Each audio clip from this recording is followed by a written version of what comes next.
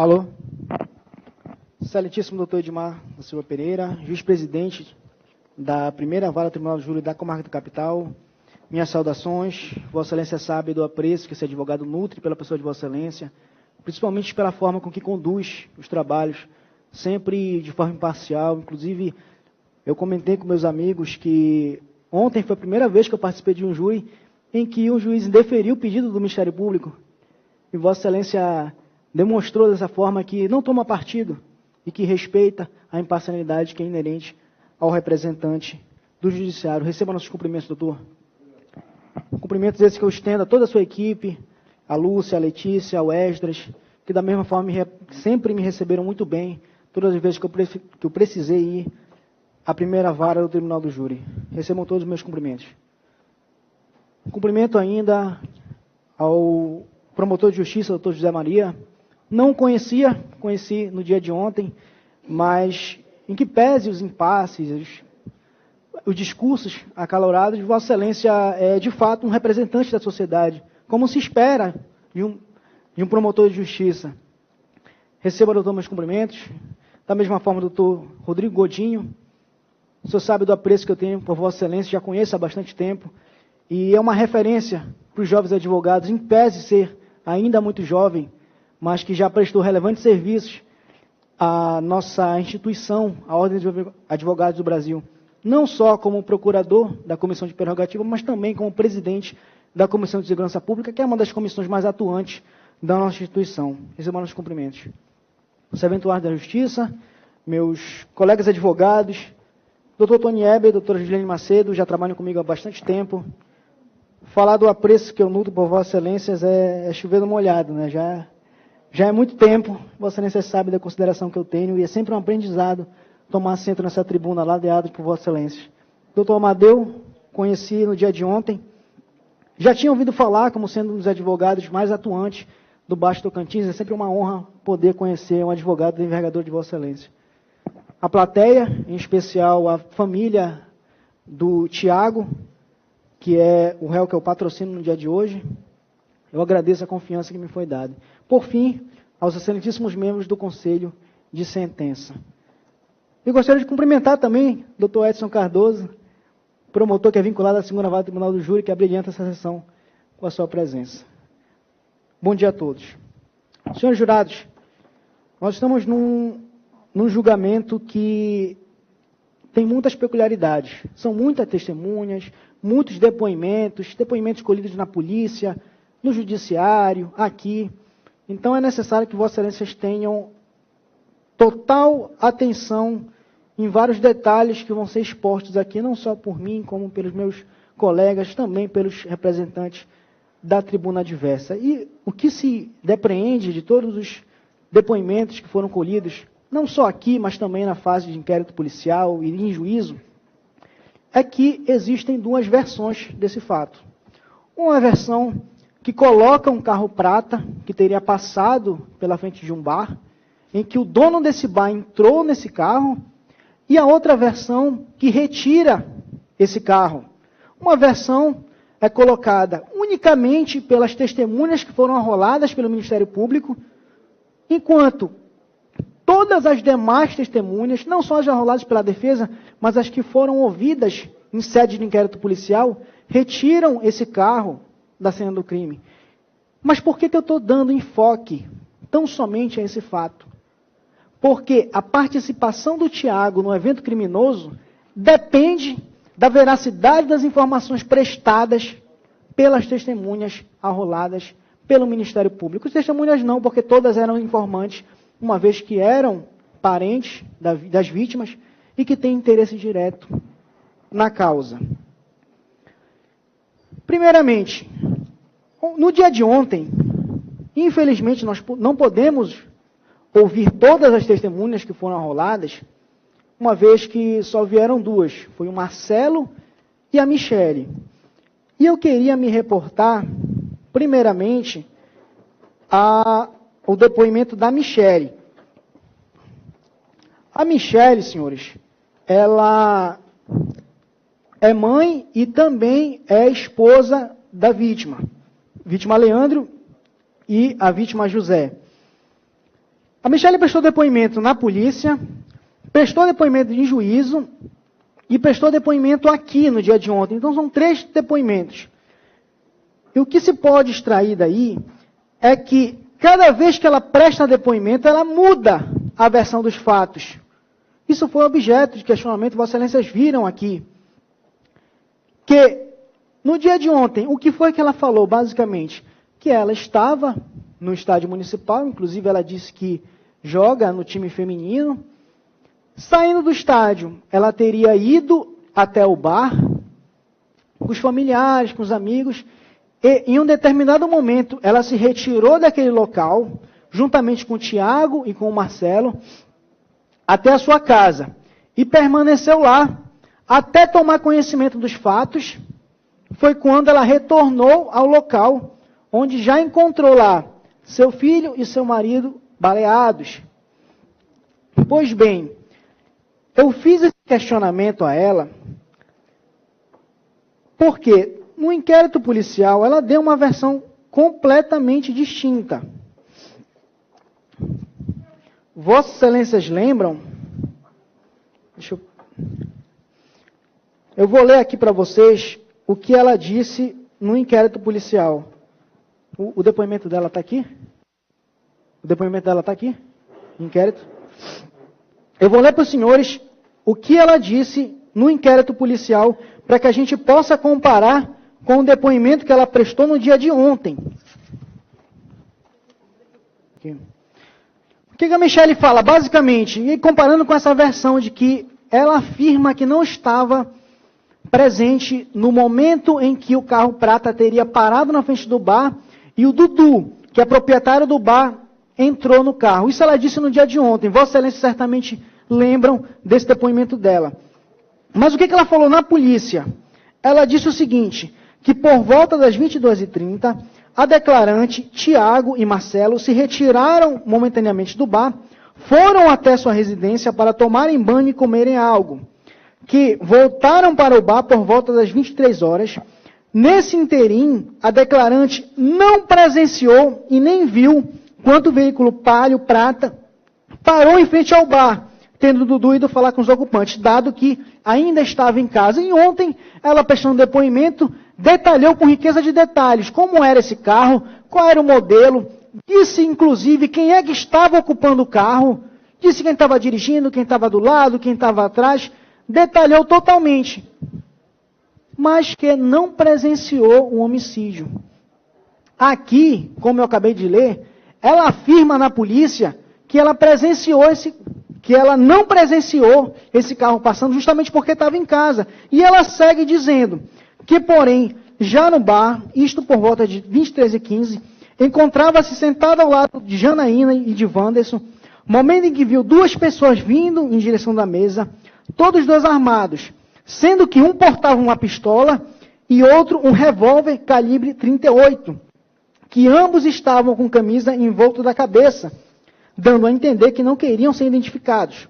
A do contínuo, ambos passaram a fazer disparos em direção do marido da declarante e do filho, que a declarante não correu, pois não teve ação, mas recorda perfeitamente que um dos atiradores deu o primeiro disparo no rosto do seu marido, tendo este caído no chão, ficado imóvel, acreditando que seu marido tenha morrido com esse primeiro disparo. No entanto, seu José Júnior levou mais 7 tiros, ou seja, ela detalha a dinâmica dos fatos, afirmando que estava lá, isso lá na polícia. Quando chega aqui, ela muda a versão dizendo que não estava. E vocês viram o Ministério Público aqui, na sua sustentação, dizendo que ela foi honesta, falou que não estava. Poderia ter falado que estava, mas falou que não estava. Quando, na delegacia, ela deu essa versão, e o promotor leu esse depoimento. Tanto é que ontem, ele questionou ela, por ocasião da inquirição, que ela teria visto o marido dela levar um tiro na cabeça, que é um detalhe que consta nesse depoimento aqui, em que ela narra os fatos e afirma que seu marido levou um tiro na cabeça. Quando o promotor questionou isso ela disse, não, eu não estava no local. Quando eu cheguei, eu vi que ele tinha levado um tiro na cabeça. Ou seja, promotor tem conhecimento que ela deu um depoimento completamente distinto daquele que ela tinha dado anteriormente, mas não questionou. Tanto é que eu falei para ela, me causou estranheza o representante do Ministério Público não questionar por que essa mudança brusca, porque não é um detalhe. Não é a cor da camisa que ela mudou, não é a cor do carro, não é o modelo, não é a placa. Ela mudou o fato de que ela estava no local do crime e aqui disse que já não estava. Não é um detalhezinho, é algo muito relevante, até porque esse depoimento dela na polícia serviu de fundamentação para o decreto de prisão preventiva dos 4. E aqui ela não ratifica, ela muda ele totalmente. Então é de relevância sim. E essa honestidade que o Ministério Público falou na sua peroração não existiu aqui. Ela disse ainda vários detalhes, como por exemplo, que a Janaína teria levado um tiro na perna. Falou isso aqui ontem. Esse processo tem mais de 3 anos. Não tem uma linha sobre tiro na perna da Janaína. A Janaína prestou depoimento na polícia, prestou depoimento em juízo e não citou nenhum tiro na perna que teria levado. O depoimento dela era tão irrelevante em termos de provas que seriam acarreadas autos, que o Ministério Público não arrolou ela como testemunha para ser ouvida aqui. Quando foi no dia de ontem, no dia da sessão, é que o Ministério Público pediu a substituição. Tanto que Vossas Excelências viram que a defesa foi contrária e o pedido foi indeferido pelo douto juízo. Já quando os meus colegas estavam inquirindo a testemunha, ela cita a questão da briga, que o Ministério Público disse que a motivação desse crime teria sido uma briga ocorrida há cerca de 2 semanas atrás. Essa briga que, inclusive, primeiramente foi dita pelo Marcelo. O Marcelo relatou que não sabia a motivação, mas que todos estavam falando que seria por conta de uma briga que teria ocorrido há cerca de 2 semanas atrás. Mas que ele não soube declinar quem eram os autores dessa briga, só que envolvia o Leandro. E o promotor questionou, então um deles estava envolvido na briga? Ele falou, não sei. Quando a Michele veio prestar depoimento, ela disse que quem estava envolvido na briga, que seria a suposta motivação para esse crime bárbaro, seria o Leandro com um tal de Murilo, que seria primo de um sobrinho do amigo do Bena, uma coisa assim. Mas que não tinha nenhuma relação com o Tiago, não tinha nada com o Tiago. E ela mesma afirmou que foi uma briga besta, que no dia seguinte eles já estavam se falando normal, era uma briga de bola mesmo, nada muito grave, e no dia seguinte estavam se falando normal. E que ela acreditava, a mãe da vítima acreditava que essa não foi a motivação do crime, mas foi o que foi sustentado pela acusação. Que o crime se deu por uma briga besta, tanto é que a qualificadora de motivo torpe se baseou nessa motivação que nem mesmo a principal testemunha de acusação acredita ter sido resultante deste crime. E ainda disse, e eu questionei várias vezes, inclusive o Ministério Público se insurgiu contra nossas perguntas reiteradas, porque ela disse que alguém teria passado a informação de que o dono do bar entrou no pálio e conversou com os atiradores, dizendo que não era para ele matar ainda porque as pessoas não tinham pago a conta do bar. E a conta teria dado caro e que era para eles matarem só depois. Eu questionei ela o porquê que ela não desconfiou da veracidade dessa informação, considerando que, e até citei o exemplo, porque quem já foi num bar de interior sabe que você não consegue conversar com alguém da mesma mesa, porque o som é muito alto. Quem dirá uma pessoa ouvir uma conversa que ocorre dentro de um veículo? Mas ela disse que a pessoa relatou que ouviu a conversa do Dudu com os atiradores. Do Dudu dizendo que não era para eles matarem ainda, porque ainda não tinha pago a conta. E fiquei questionando, e ela disse, não, mas a conversa foi no bar. Falei, então os atiradores desceram para o bar? Ela disse, não, a conversa foi no carro. Aí eu questionei de novo. Mas eles ouviram a conversa dentro do carro? Essa pessoa conseguiu ouvir? Ela, não, a conversa foi no carro. Aí foi no bar. Aí ficou essa contradição, fiquei questionando, e teve uma discussão entre a defesa e promotoria. Acabou que a gente deixou por isso mesmo, porque eu acho que Vossa Excelência tem inteligência suficiente para entender que essa mulher estava inventando essa tese, estava inventando essa versão dos fatos. Quando foi... Não lembro quem foi que perguntou, acho que foi a doutora Juliane, que questionou em relação a uma moça chamada Juliane Guerreiro, que teria prestado depoimento no inquérito. A Juliane Guerreiro foi uma das primeiras pessoas a serem ouvidas pela polícia. Ela relata que há cerca de 2 meses namorava com o Leandro e que estava no local do fato. Relata ainda que presenciou a atuação dos atiradores e disse que ninguém havia reconhecido, justamente porque eles estavam usando capuz na cabeça. Disse ainda que não ocorreu nenhum comentário em relação a isso. Disse que não passou nenhum carro prata, não tem uma linha falando de carro prata, não tem absolutamente nada. E, novamente, a única participação que é atribuída ao Tiaguinho é de que ele estaria dentro desse carro prata que passou na frente do bar. A única coisa que existe. E destaco, o Tiaguinho nunca foi guarda municipal, diferentemente do que disse o Ministério Público, que no passado ele foi. Não, o Tiaguinho nunca foi guarda municipal. Aí passa-se então a esse depoimento que ela disse que prestou, se eu não me engano, foi na delegacia, na divisão de homicídios, já aqui, porque eu questionei ela essa questão da contradição, né? Por que a senhora mudou totalmente o depoimento? E li o depoimento, e Vossa Excelências lembram que ela falou? Não, eu não dei esse depoimento. Eu questionei se essa assinatura era dela. O oficial de justiça pegou os autos e levou até ela, e ela disse, sim, a assinatura é minha, mas eu não lembro de ter prestado esse depoimento. E eu questionei se o advogado dela estava presente. Que ela disse que depois do fato ela ligou para o advogado. Vejam bem, ela diz que a família nunca se envolveu em crime, mas eles tinham um advogado que sempre atuou na advocacia criminal. Não sei o motivo, mas esse advogado estava presente no depoimento dela. Ela relatou a pessoa que estava colhendo o depoimento. Esse depoimento sempre é submetido à pessoa, para que a pessoa possa ler antes de assinar. O advogado, quando presente, também lê, para que ela possa assinar. E mesmo assim ela diz que não prestou esse depoimento, o que causa bastante estranheza.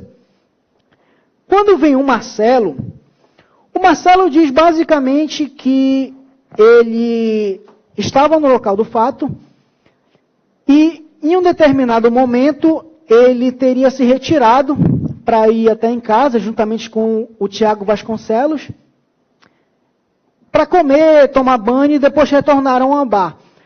Mas em relação a esse carro prata, ele disse, no depoimento em juízo que foi transmitido para Vossas Excelências, que o carro teria passado cerca de 6 horas da tarde, mas que os atiradores só executaram o crime próximo de meia-noite. O que há uma discrepância muito grande em relação aos horários. Foi transmitido o depoimento dele ontem. Quando foi, por ocasião da nossa inquirição, eu questionei ele em relação a esse depoimento. Por quê? Porque em juízo, no inquérito policial, ele fala que tinha ido em casa e quando retornou já eram 11 horas da noite. Que ele não teria presenciado esse carro prata, que ele não teria presenciado a entrada do Dudu nesse carro prata, que ele só teria presenciado os fatos. Em total contradição com o depoimento de ontem, eu questionei ele. Por que essa mudança brusca de depoimento? Novamente, não foi um detalhe. É dizer que ele estava no local do crime e depois dizer que ele não estava. E aí ele disse, é porque eu estava muito abalado. Eu dei esse depoimento porque eu estava muito abalado. Eu entendo que não deve ser fácil mesmo, como ele falou, perder um primo e um tio não deve ser fácil. Mas esse abalo moral é suficiente para que ele simplesmente diga que não estava no local do crime e depois dizer que estava? Nós tivemos ainda uma testemunha chamada Tiago, que estava com ele o tempo todo, tanto que foi o Tiago que foi com ele em casa. O Tiago confirma que eles não viram o depoimento. O Tiago não pôde comparecer ontem, não sei porquê, mas o depoimento foi transmitido para Vossas Excelências. Eu queria muito que ele tivesse vindo para eu confirmar com ele. O Marcelo não estava no local, no momento em que esse carro prata supostamente teria parado na frente do bar. Novamente, nós temos uma testemunha, ambas as testemunhas, na verdade, do Ministério Público, compareceram no dia de ontem, mudaram totalmente o depoimento. As outras também mudaram, mas infelizmente apenas as duas estiveram presentes, e a gente só pôde inquirir as duas. E essa mudança brusca se deu, segundo ele, por conta desse abalo moral. O Tiago Vasconcelos, como eu disse para Vossas Excelências, ele relata no depoimento que foi prestado em juízo e transmitido para Vossas Excelências que ele não estava no local na hora que o carro passou. Ele retornou ao bar cerca de 23 horas e que teria presenciado os tiros. Mas ele também não soube informar quem eram os ocupantes do veículo, uma vez que, segundo ele, só o vidro de trás baixou. Ele não conseguiu enxergar quem era o motorista e quem era o carona. Ou seja, até aqui, Vossas Excelências puderam perceber que o nome do Tiago não surgiu em nenhum momento. Na verdade, na própria sustentação do Ministério Público, Vossas Excelências puderam perceber que ele não cita o nome do Tiago. Ele não individualiza a conduta do Tiago. Ele não diz o que o Tiago fez, onde o Tiago estava, e quem foi que falou onde ele estava. Não tem absolutamente nada em relação a isso. E passa-se para o último testemunho que foi prestado em juízo, entre os 4 que foram ouvidos, que foi o Wanderson Lima. O Wanderson dá o depoimento mais fora da realidade de todos. Ele diz, basicamente, a mesma coisa que a dona Michele falou em relação à participação do dono do bar no evento criminoso. Ela disse que o dono do bar sabia que os atiradores iriam lá, justamente porque uma pessoa, que ela não quis declinar o nome, teria escutado a conversa que ocorreu dentro do carro. Essa versão foi corroborada com o depoimento do Wanderson Lima. O Wanderson também afirma que teve uma pessoa, obviamente que sem citar nomes, que teve uma pessoa que teria ouvido essa conversa de dentro do carro. Não sei se foi o Wanderson que passou a informação para a dona Michele, mas ele também sustenta essa mesma versão. E diz ainda que teria visto, isso está no depoimento dele em juízo, tá? Ele diz que o Dudu teve participação no crime. E ele tem certeza porque ele viu quando o Dudu mandou a mensagem para os milicianos, dizendo que a turma já tinha pago a conta, dizendo que eles já poderiam vir. Ele disse no depoimento dele, que viu quando o dono do bar mandou. Eu questiono, como é que uma pessoa vê o dono do bar mandando uma mensagem dizendo que os milicianos já podem vir, e ele não avisa o pessoal, não avisa o primo, não avisa o tio, não foge, fica lá. Fica esperando o pessoal vir 200 metros de trás do estádio, andando até a sua direção, até disparar os tiros no seu tio, no seu primo, e não avisa nada. O promotor, agora há pouco, citou um exemplo. Digamos que o Márcio tenha o domínio do fato, poderia ter acionado a polícia. Quero ver o Ministério Público denunciar o Marcelo, que o Marcelo afirma que tinha conhecimento que o dono do bar enviou a mensagem para os milicianos e não avisou ninguém, não chamou a polícia, porque segundo ele tinha conhecimento de tudo isso. Mas não, o Ministério Público quedou-se inerte em relação a isso, porque o interesse é condenar esses 4 e pronto. Então, senhores, foram esses testemunhos contraditórios, nenhum deles corroborados com o que foi dito na fase judicial, comparados com o que foi dito na fase policial, é que levaram o Tiago a sentar no banco dos réus. Foram esses os depoimentos, a despeito do que as demais testemunhas falaram. As demais testemunhas que eu me refiro são todas as outras, não só as arroladas pela defesa, mas as que prestaram depoimento também no inquérito policial, que não incluem esse carro prata, que teria passado no bar momentos antes, que não incluem o fato de que as pessoas teriam reconhecido os atiradores, ou até mesmo reconhecido os ocupantes do carro, porque o carro prata não aparece. Tivemos aqui o professor Carlos, que veio lá de Mocajuba prestar esse depoimento aqui, que disse que viu o Tiaguinho na porta de casa, cerca de 10 horas da noite, que seria o horário, segundo as testemunhas, que o carro teria passado lá.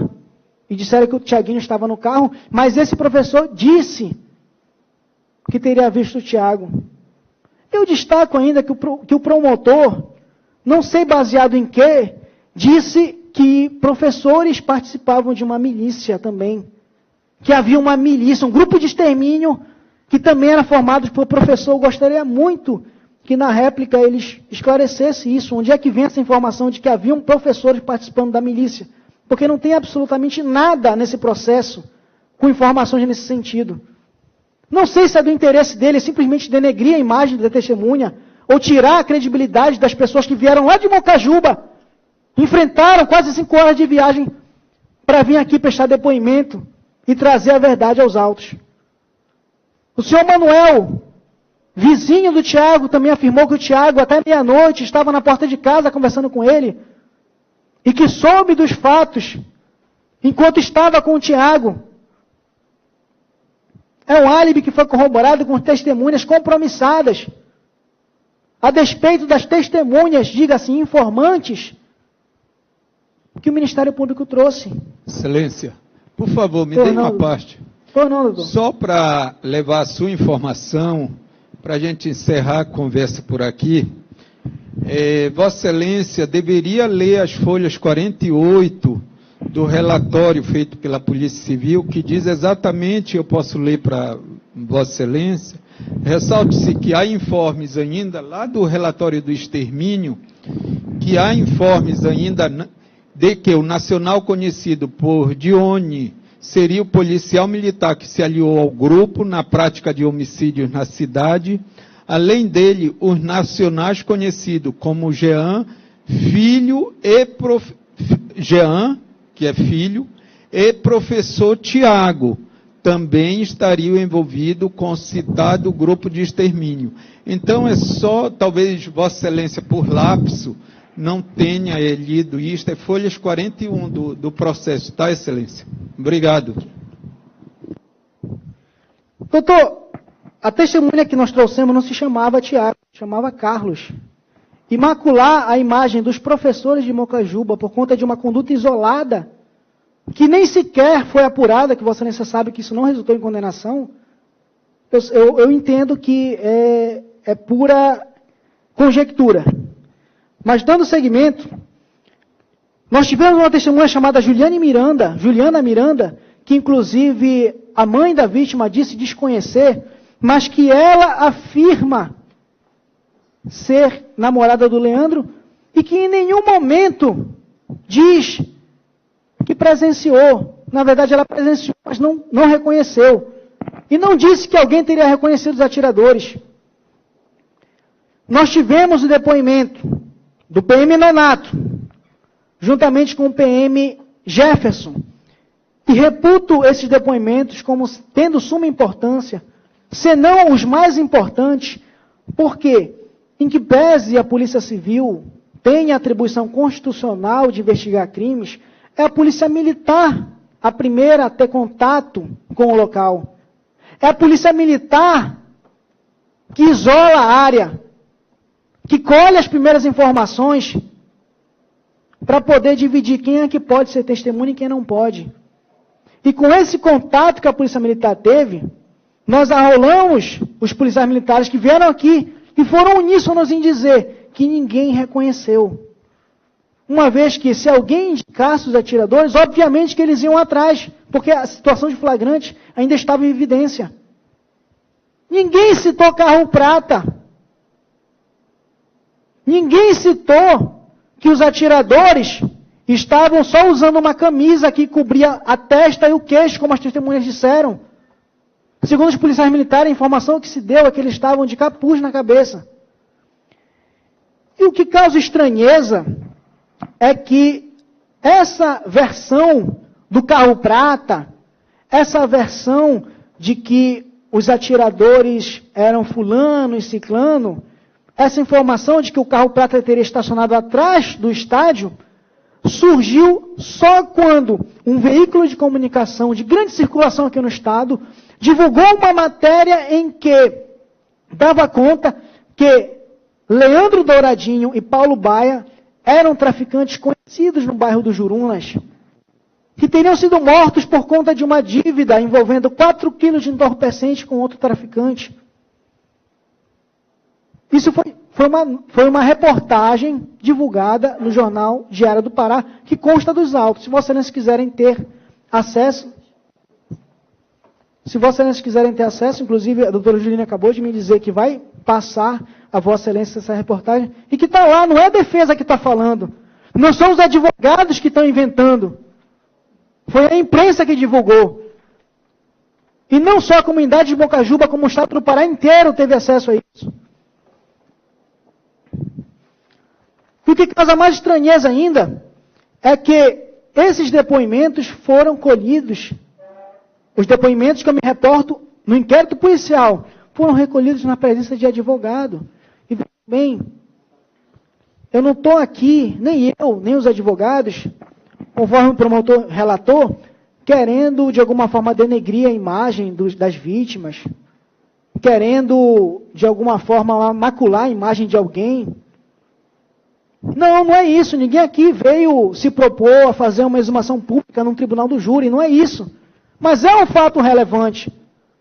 Eu não estou aqui dizendo, ou justificando a conduta de A e B, ou dando um discurso de ódio dizendo que bandido tem que morrer. Não é isso. Mas é um fato relevante.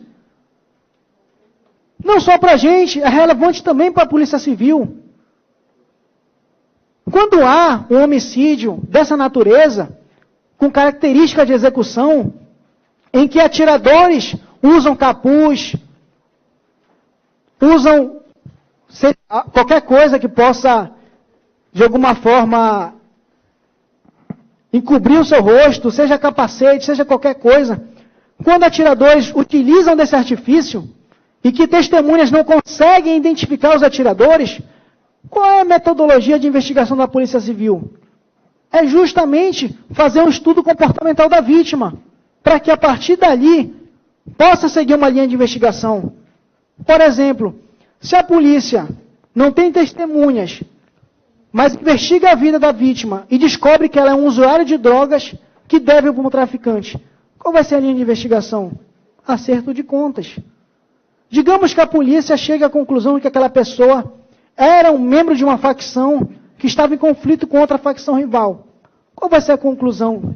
Qual vai ser a linha de investigação? É de que a pessoa foi morta por conta de um conflito. Ou seja,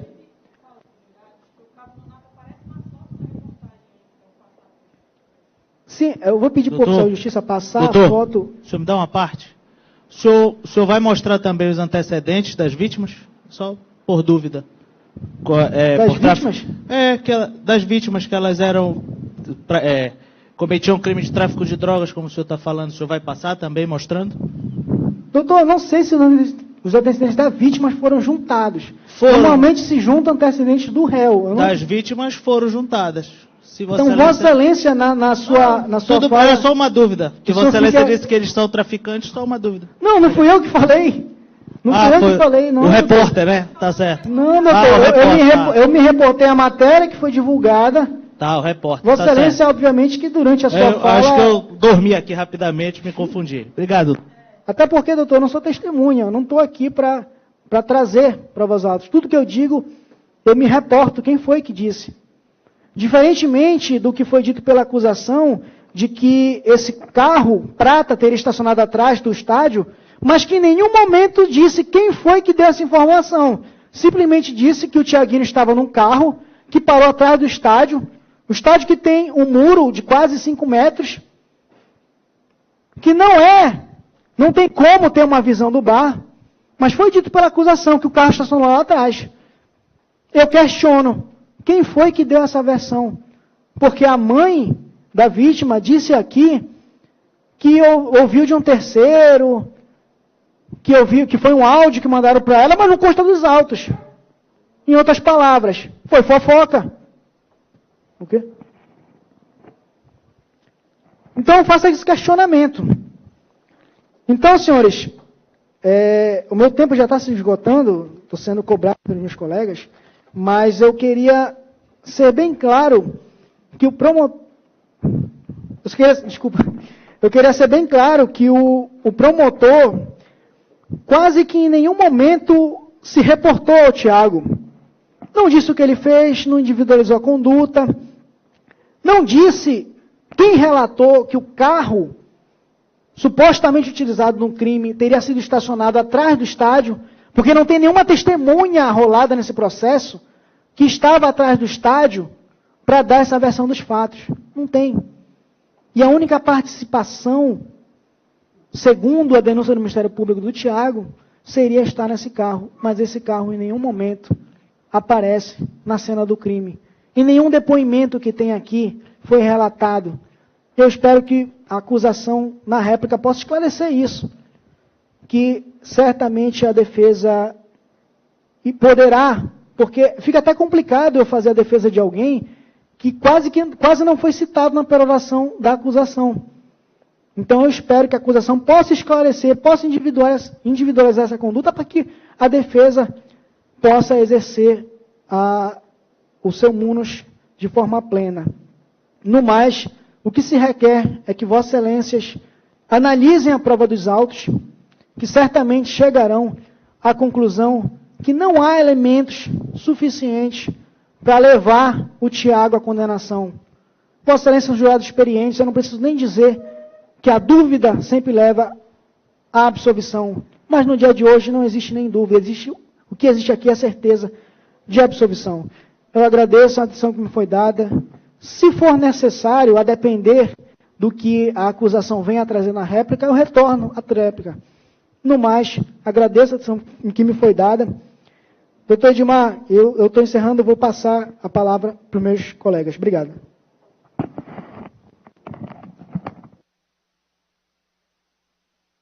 Alô? Digno magistrado, preclaro representante do Ministério Público, doutor Godinho, assistente de acusação, nobres colegas e demais presentes. Senhores jurados, eu vou ser bem breve, prometo. Eu nem ia, na verdade, voltar à tréplica.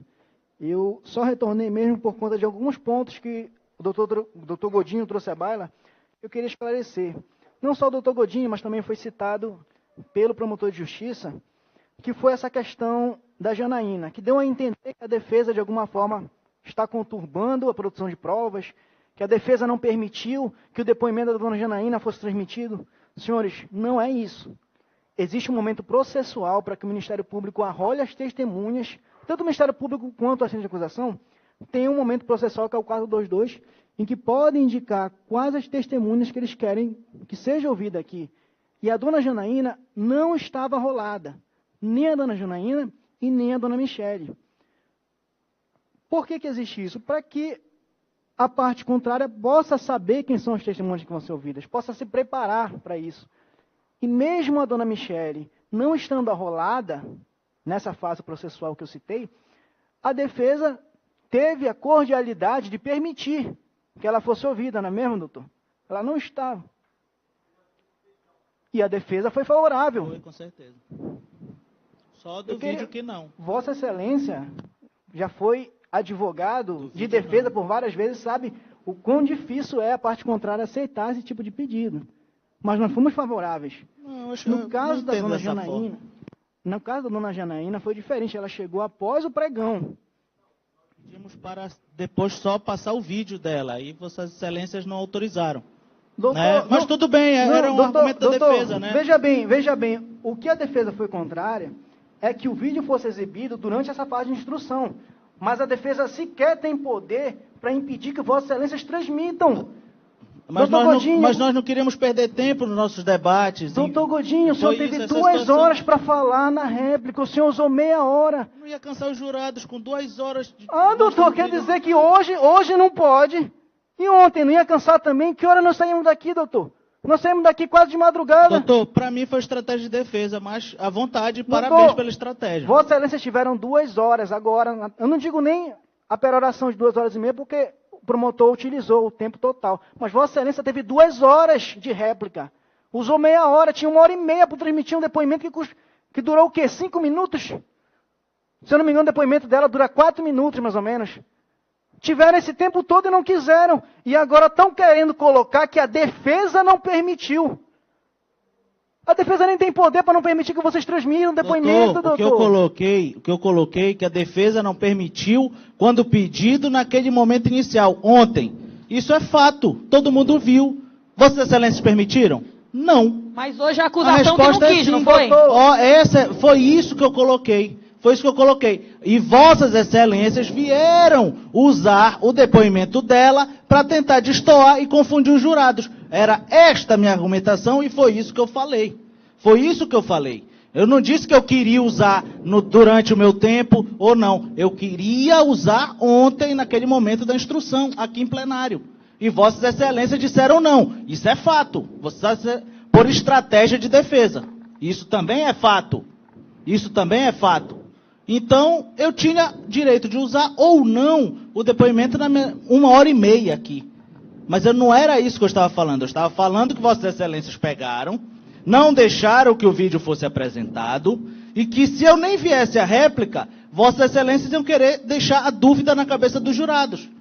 Porque Vossas Excelências não deixaram eu apresentar o vídeo, nem o do outro promotor, mas queriam ficar com elucubrações aqui. Foi isso que eu falei, só isso. Doutor, como eu falei, a defesa não tem poder de impedir que vocês transmitam o vídeo. Agora, se vocês querem transmitir durante a instrução, que tivesse enrolado ela em tempo oportuno, já que o depoimento é tão importante assim. Mas não, o promotor que atuava nesse processo, antes do que está aqui presente, não quis arrolar porque não entendeu aquele depoimento sendo importante. Agora, Vossas Excelências têm o tempo disponível, porém, não quiseram fazer uso. Aí não pode também querer dizer que a defesa não quis, que a defesa quis conturbar, não é isso. Vossa Excelência, a todo momento estão querendo demonizar a figura dos advogados. Estão toda hora atacando o advogado, como se nós, de alguma forma, quiséssemos fazer todo esse complô para querer absolver a todo custo, que não é o caso, doutor. Doutor, há de convir que neste júri foram usadas várias estratégias de defesa. O senhor há de convir que isso foi usado, e com muita sapiência. Parabéns. Parabéns. Obrigado. Foi usado. Foi usado. Isso aí não pode se negar. A gente só fez cumprir a lei. Isso não pode se negar. Tinha acontecido o pregão. Doutora, eu também sou advogado. E eu sei que quando um advogado quer cumprir a lei, ele cumpre. Exatamente. Quando ele quer encontrar a brecha legal, ele encontra, não tem doutora. Brecha. Não existe brecha legal, doutora. Doutora, o princípio da verdade real se pressupõe, doutor. O senhor me falando de verdade real, pelo amor de Deus, doutor Godinho. Verdade real. Me admiro o senhor, representante da Ordem dos Advogados do Brasil, me falar de verdade real. No processo? Verdade real, se isso viesse do representante do Ministério Público, que não pode falar esse verdade real? Eu até diria, mas não pode falar em verdade real? Não se está em busca da verdade real aqui? Verdade real não existe, doutor, isso é um mito. Mas não existe verdade. Estão em todos os livros de direito. É mesmo. Qual é a verdade real do depoimento da testemunha de Vossa Excelência? Doutora, no nosso ponto de vista, a verdade real está aqui com esse lado. Vossa Excelência estão tentando conturbar essa situação e com várias estratégias, doutora. O processo criminal, ele não vai chegar nunca à verdade. Impossível, ele nunca vai chegar à verdade real e Vossa Excelência sabe disso. Não sei, doutora. Em vários casos se chega à verdade real. Ele é uma reprodução daquilo que é dito. Daquilo que é dito por pessoas que têm interesse na causa. Só pessoas que têm interesse na causa vêm e falam... Foi o que aconteceu aqui, né? Doutora, eu não concordo. Foi o que aconteceu aqui. E ficou provado aqui que Vossa Excelência usaram de várias estratégias jurídicas. Agora, Vossas Excelências usaram durante as 2h30 o depoimento da dona Janaína, não reproduziram porque não quiseram, e agora estão querendo botar na cabeça dos jurados que a defesa não permitiu, porque a defesa tem medo, porque eu não tenho, doutor, porque tem medo. Quando nós falamos na nossa fala sobre o depoimento da dona Janaína, nós falamos porque foi dito, ele foi utilizado pelo promotor para falar, para sustentar a tese. Assim como no depoimento dela, ela fala sobre o tiro que ela pegou na perna. Mas Vossas Excelências... Não consta, mas foi passado, doutora. Não consta. Era para o senhor mostrar então, doutor. O depoimento dela, o senhor tinha 1h30. Era, né? Poxa. Infelizmente não passou, né? Poxa, e Vossas Sabe Deus Excelências por quê? também não defenderam. Porque ia aparecer todas as mentiras também mais uma não vez. Concordaram com Iam o pedido aparecer ontem. Mais uma vez todas as mentiras. Vossas que a dona Janaína também conta durante o processo. Vossas Excelências concordaram ontem com o pedido? Ia aparecer. Vossas Excelências concordaram com o pedido? Ia aparecer. Vossas Excelências concordaram com o pedido? Não. Sim, dando seguimento, a acusação quer falar de estratégia, mas eu queria saber por que a acusação, então, não arrolou a dona Janaína, chega aqui, quer que ela seja ouvida assim em cima da hora. Mas eu consegui entender quando ouvimos a dona Michele. A dona Michele traz à tona uma história que não consta em nenhum lugar no processo, diferentemente do que o doutor Godinho acabou de falar sobre esse tal tiro na perna, que, ao meu entender, é uma coisa bastante relevante a ser colocada. No depoimento que a dona Janaína prestou perante a autoridade policial, ela não cita esse tiro na perna. Novamente, ela foi trazida em juízo, foi ouvida, novamente, ela se omite em relação a essa informação de tiro na perna. Quando chega aqui, estranhamente, a acusação quer colocar ela de última hora, para quê? Eu consegui entender, a dona Michele veio e trouxe à baila essa versão de tiro na perna. Por quê? Fica esse questionamento. Será que não era algo relevante a ponto dela descrever isso no depoimento, lá na delegacia? Aquele mesmo depoimento que sofreu grandes modificações, não só por parte das testemunhas que vieram aqui, mas por todas as demais. Até agora eu estou esperando a explicação da acusação dessas contradições, porque, como eu disse, não foram detalhes. O depoimento inteiro, praticamente, estava modificado. Outro ponto que o doutor Godinho tocou é a questão de que a defesa quer colocá-los como traficantes.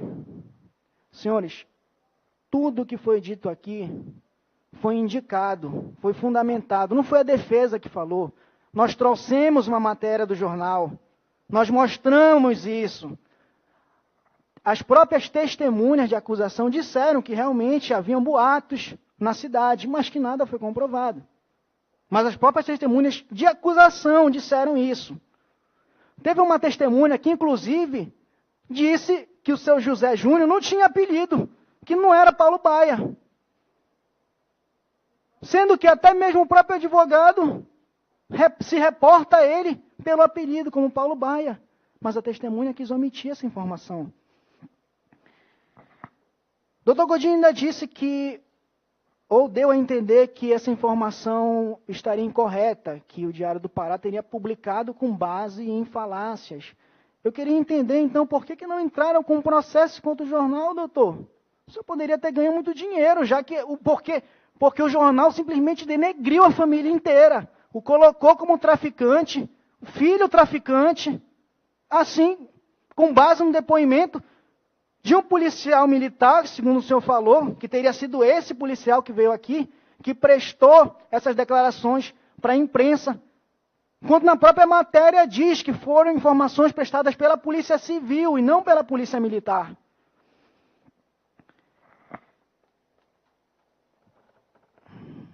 Promotor também, eu não ia nem tocar nisso, mas ficou bem claro que se reportou muitas das vezes diretamente à defesa. Eu, inclusive, suscitei uma questão de ordem unicamente, e tentei ser o mais cordial possível quando fiz isso, unicamente para questionar o fato de que a todo instante, de forma reiterada, o promotor vem se reportando ao fato dos réus terem permanecido em silêncio. E eu disse no início, inclusive, que no momento em que o Ministério Público estava inquirindo a senhora Michele, o promotor estava com o inquérito policial na mão, lendo o depoimento dela, e na parte que descreve ali que ela teria visto o Paulo Baia levar o tiro na cabeça, ele estava lendo esse trecho, ele perguntou, você viu ele levando um tiro? E ela falou, não, eu não vi. Eu não estava no local. Nesse momento, o promotor viu que o depoimento estava totalmente diferente e não questionou. E nesse momento nós percebemos que aqui não se buscava essa pretensa verdade real, que foi tanto propalada aqui, que na verdade simplesmente queria se condenar por condenar. Então, obviamente que a gente não iria permitir que os nossos constituintes respondessem perguntas do tipo: por que você matou? Por que você matou? Por que você chamou ele de filha da puta? Se é justamente isso que está se apurando, é uma pergunta completamente retórica. É esse tipo de pergunta que seria feito, ficou bem claro. E nós não nos enganamos, porque ele fez as perguntas, mesmo que eles tenham declarado que não iam respondê-las. Então é tudo isso que eu queria deixar bem claro. Tanto para Vossas Excelências quanto para o doutor Godinho, que levantou esses questionamentos, pondo em xeque até a credibilidade dessa defesa. Era só o que eu tinha a esclarecer. Muito obrigado pela atenção.